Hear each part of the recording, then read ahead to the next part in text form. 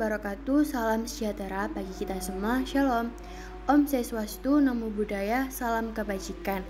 Kami mahasiswa dari Universitas 17 Agustus dari kelas Pendidikan Pancasila MM.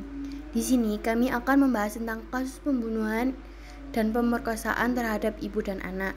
Sebelum kami membahas kasus tersebut, izinkan kami untuk memperkenalkan nama kami terlebih dahulu. Nama saya Mesin Lasna Maulida, NIM 13120000221. Perkenalkan, nama saya Adinanda Fitri Hidayah dengan NIM 131-2000-227. Hai, perkenalkan nama saya Galuh Sofia Aulia Rahmawati dengan NIM 131-20000236. Halo, perkenalkan nama saya Seftiawan Nur Effendi, NIM saya 131200250. Perkenalkan, nama saya Dimas Iza Bagus Windara dengan NIM 13120000252. Nama saya Muhammad Azmi Fansa dengan NIM 13120000253. Kasus pembunuhan dan pemerkosaan terhadap ibu dan anak. Kasus yang terjadi di Kecamatan Birem Bayeun, Aceh Timur pada hari Sabtu, tanggal 10 bulan 10 2020. Dalam hal ini Samsul Bayeun sebagai pelaku pembunuhan yang menewaskan korban R dengan membacok korban R di bagian pundak sebelah kanan. Selanjutnya pelaku mendorong korban D dan kembali menebas bagian leher korban R. Dilanjutkan dengan menusuk pundak sebelah kiri korban R dan dada masing-masing sebanyak 1 kali. Hal tersebut tersangka lakukan lantaran tak ingin aksi yang dilakukannya gagal. Dengan terpaksa tersangka melakukannya agar hasrat seksualnya tersampaikan. Samsul Bayeun selaku tersangka melakukan aksinya dengan cara mencongkel pintu depan dengan menggunakan senjata tajam berupa parang. Lalu tersangka melihat korban sedang tidur dengan anaknya. Disitulah hal bejat mulai ia lakukan. Pelaku mula-mula meraba-raba tubuh korban. Karena korban merasa terganggu, akhirnya korban terbangun mengetahui tersangka membawa senjata tajam. Korban pun membangunkan anaknya agar menyelamatkan diri. Namun, dengan spontan sang anak berteriak meminta tolong, dan dari situlah tersangka membunuh R dengan senjata yang dibawanya. Karena kondisi R yang sudah tewas, tersangka kembali melanjutkan aksi bejatnya dengan membawa D ke rabatan jalan yang beranjak 50 meter dari rumah korban. Karena melakukan perlawanan, tersangka pun mencekik leher korban dan membenturkan kepala D ke rabatan beton jalan. Setelah korban lemas, tersangka memerkosa korban hingga pingsan. Hukuman sendiri merupakan suatu sanksi yang dilakukan sebagai bentuk menderitakan atau nestapa yang sengaja ditimpakan kepada seseorang yang telah melakukan suatu kejahatan. Sanksi terhadap suatu tindak pidana berbeda-beda, tergantung ketika seseorang melakukan kejahatan tersebut dengan sengaja ataupun karena adanya daya paksa. Apakah yang disebut pembunuhan dan pemerkosaan? Oke, pembunuhan secara terminologi berarti perkara membunuh atau perbuatan membunuh. Sedangkan dalam istilah KUHP, pembunuhan adalah kesengajaan menghilangkan nyawa orang lain. Tindakan pidana pembunuhan dianggap sebagai delik material bila delik tersebut selesai dilakukan oleh pelakunya dengan timbulnya akibat yang dilarang atau yang tidak dikehendaki oleh undang-undang. Bentuk kesalahan tindakan pidana menghilangkan nyawa orang lain ini dapat berupa sengaja atau dolus dan tidak sengaja atau alpa. Kesengajaan adalah suatu perbuatan yang dapat terjadi dengan direncanakan terlebih dahulu atau tidak direncanakan. Tetapi yang penting dari suatu peristiwa itu adalah adanya niat yang diwujudkan melalui perbuatan yang dilakukan sampai selesai.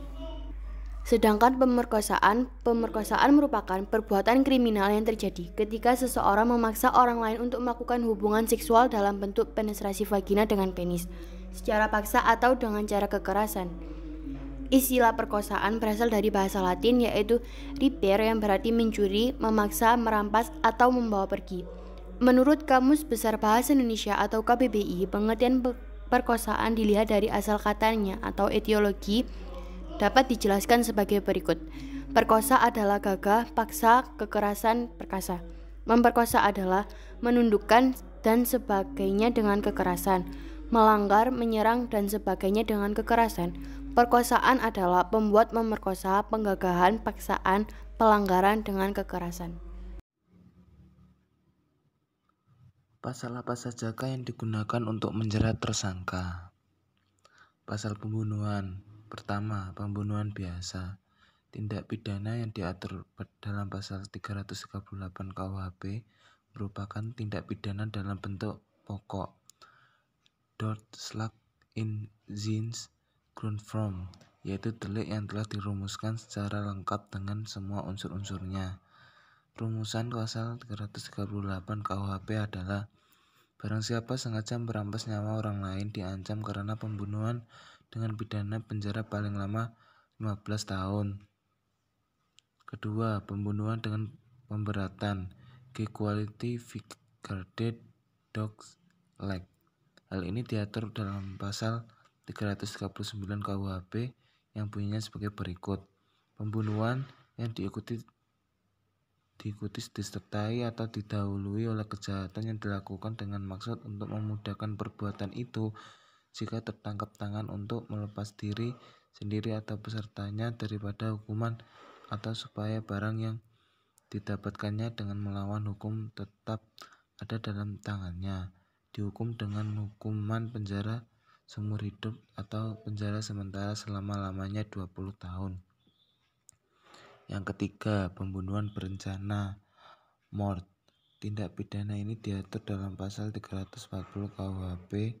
Unsur-unsur pembunuhan berencana adalah unsur subjektif, yaitu dilakukan dengan sengaja dan direncanakan terlebih dahulu. Unsur objektif yaitu menghilangkan nyawa orang lain jika unsur-unsur di atas telah terpenuhi dan seorang pelaku sadar dan sengaja akan timbulnya suatu akibat tetapi ia tidak membatalkan niatnya, maka ia dapat dikenai pasal 340 KUHP yang berbunyi: barang siapa sengaja dan dengan rencana lebih dahulu merampas nyawa orang lain diancam karena pembunuhan dengan rencana mort dengan pidana mati atau pidana penjara seumur hidup atau selama waktu tertentu paling lama 20 tahun. Yang keempat, pembunuhan dilakukan dengan permintaan yang sangat dan tegas oleh korban sendiri. Jenis kejahatan ini mempunyai unsur khusus atas pemerintahan yang tegas dan sungguh-sungguh nyata atau emptics. Tidak cukup hanya dengan persetujuan belaka, karena hal itu tidak memenuhi perumusan pada pasal 344 KUHP. Pasal 344 KUHP, pasal ini berbunyi: barang siapa yang merampas jiwa orang lain atas permintaan yang sesungguhnya dan meyakinkan dari orang lain, itu diancam dengan pidana penjara maksimum 12 tahun.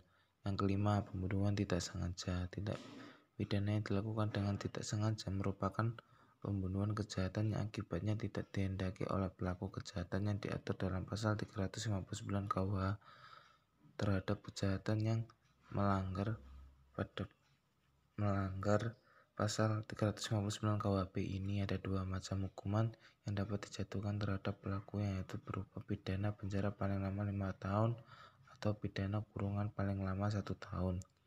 Pasal 359 KUHP, barang siapa karena kesalahannya kealpaannya menyebabkan orang lain mati diancam dengan pidana penjara paling lama 5 tahun atau pidana kurungan paling lama 1 tahun. Pasal pemerkosaan. Ketentuan mengenai hukuman bagi tindak pidana pemerkosaan berdasarkan undang-undang adalah sebagai berikut. A. Pasal 285 KUHP berbunyi: barang siapa dengan kekerasan atau ancaman kekerasan memaksa seseorang perempuan bersetubuh dengan dia di luar perkawinan diancam karena melakukan perkosaan dengan pidana penjara paling lama 12 tahun. B. Pasal 286 KUHP berbunyi: barang siapa bersetubuh dengan seorang perempuan di luar perkawinan padahal diketahui perempuan itu dalam keadaan pingsan atau tidak berdaya, diancam dengan pidana penjara paling lama 9 tahun. C.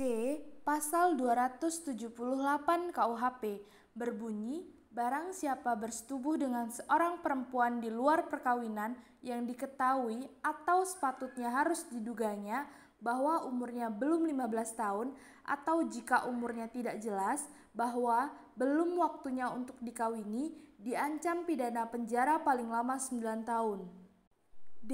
Pasal 288 KUHP berbunyi, barang siapa dalam perkawinan bersetubuh dengan seorang perempuan yang diketahuinya atau sepatutnya harus diduganya bahwa yang bersangkutan belum waktunya untuk dikawini, apabila perbuatan itu mengakibatkan luka-luka, diancam dengan pidana penjara paling lama 4 tahun. Jika perbuatan mengakibatkan luka berat, dijatuhkan pidana penjara paling lama 8 tahun. Jika mengakibatkan kematian, dijatuhi pidana penjara paling lama 12 tahun. Menurut agama Islam, apa saja hukumannya? Hukum menurut agama Islam, yaitu dalam Al-Quran dikatakan barang siapa yang membunuh seorang manusia bukan karena orang itu membunuh orang lain atau bukan karena membuat kerusakan di muka bumi, maka seakan-akan dia telah membunuh manusia seluruhnya. Quran Surah Al-Maidah ayat 32. Ayat ini adalah salah satu contoh kecaman Islam atas setiap pembunuhan yang dilakukan dengan semena-mena. Membunuh satu orang manusia ditamsilkan dengan membunuh semua manusia, karena setiap manusia pasti memiliki keluarga, keturunan, dan ia merupakan anggota dari masyarakat. Membunuh satu orang secara tidak langsung akan menyakiti keluarga, keturunan, dan masyarakat yang hidup di sekelilingnya. Maka dari itu, Islam menggolongkan pembunuhan sebagai dosa besar kedua setelah syirik. Hadis riwayat Al-Bukhari dan Muslim. Lalu hukum bagi pezina. Agama Islam membagi dalam dua kategori hukum bagi pelaku perzinahan. Pertama, zina muhsan, yaitu perzinahan yang dilakukan oleh orang yang sudah mempunyai pasangan yang sah, sudah menikah. Hukumannya adalah dicambuk sebanyak 100 kali tanpa didera lebih lanjut.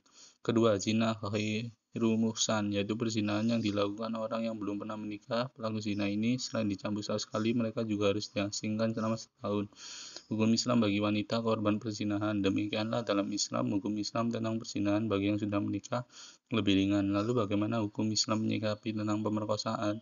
Perzinahan dan pemerkosaan adalah dua hal yang berbeda. Zina biasanya dilakukan atas dasar keinginan bersama, sedangkan pemerkosaan terjadi karena adanya unsur paksaan. Tentang zina, hukum Islam sangat jelas, yaitu kedua pelaku sama-sama mendapat hukumnya. Bagaimana dengan pemerkosaan? Al-Quran menuliskan seorang wanita yang mengaku diperkosa harus mengajukan 4 orang saksi mata yang menyaksikan peristiwa tersebut sebelum hukuman yang dapat dijatuhkan kepada para pemerkosa. Quran Surah 24 ayat 4. Apakah mengajukan 4 orang saksi adalah hal yang mudah? Jelas tidak. Terlebih, saksi tersebut harus pria muslim dan mengaku menyaksikan kejadian pemerkosaan tersebut secara langsung dan dalam waktu yang bersamaan. Sekian, terima kasih. Di sini saya akan menyampaikan kesimpulan dari PPT yang telah kami buat. Dari penjelasan di atas dapat kami simpulkan bahwa kasus pemerkosaan dan pembunuhan masih sering terjadi di berbagai tempat. Pemerkosaan dan pembunuhan merupakan tindakan yang tidak patut selayaknya dilakukan. Dengan setiap warga negara Indonesia memiliki hak paten yang disebut hak asasi manusia. Dengan adanya pasal-pasal yang berlaku di Indonesia, memudahkan untuk menuntut setiap orang yang terlibat dalam kesalahan, terutama menyangkut tindak pidana.